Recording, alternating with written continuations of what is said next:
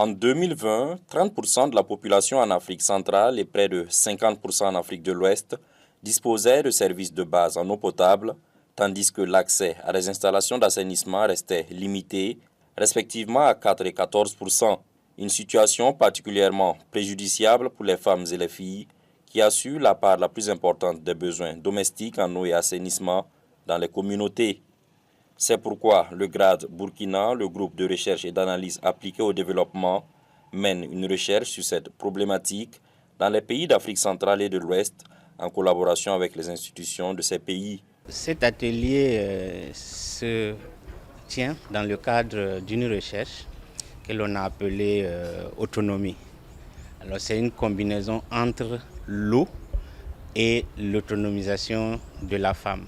La recherche s'intéresse au nexus entre 4 grandes thématiques: l'eau, l'assainissement, le changement climatique et la question donc de l'autonomisation de la femme. Aujourd'hui, l'idée est de regrouper les grands acteurs qui travaillent sur ce sujet et pour pouvoir dialoguer.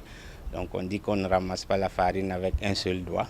La finalité de cette recherche est de contribuer à l'atteinte des objectifs de développement durable dans le secteur en proposant sur la base de résultats de recherche des approches innovantes mais en lien étroit avec les réalités des ménages locaux. Et au-delà d'étudier simplement la question de l'eau, l'assainissement, du changement climatique, nous avons voulu mettre au centre de ces questions-là l'autonomisation de la femme. Pourquoi ? Parce qu'on voit que c'est les femmes qui s'occupent des 3/4 des travaux qui sont faits à la maison, qui sont liés aux questions d'assainissement. Lorsqu'il s'agit de nettoyer, généralement c'est les femmes. Lorsqu'il s'agit des corvées d'eau, généralement c'est les femmes. Et donc on travaille à voir dans quelle mesure les politiques qui vont être prises, notamment en ce qui concerne le changement climatique, en ce qui concerne l'eau et l'assainissement, que ces politiques-là soient connectées à la question de l'autonomie de la femme à travers le sujet des travaux domestiques non rémunérés. Une démarche bien appréciée par le ministère en charge de l'eau et de l'assainissement. Particulièrement pour le Burkina Faso en 2024, le taux d'accès à l'eau potable était de l'ordre de 78,5% et le taux d'accès à l'assainissement était assez faible, de l'ordre de 28,6%.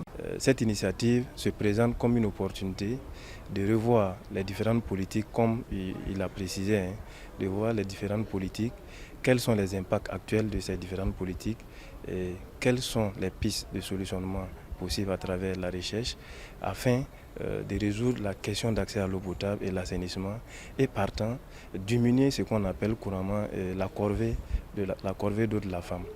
Au cours de l'atelier Convergence Autonomie, des pistes d'action sont attendues. Elles se veulent inclusives et contextualisées afin de répondre véritablement aux enjeux réels de gouvernance de l'eau et de l'assainissement.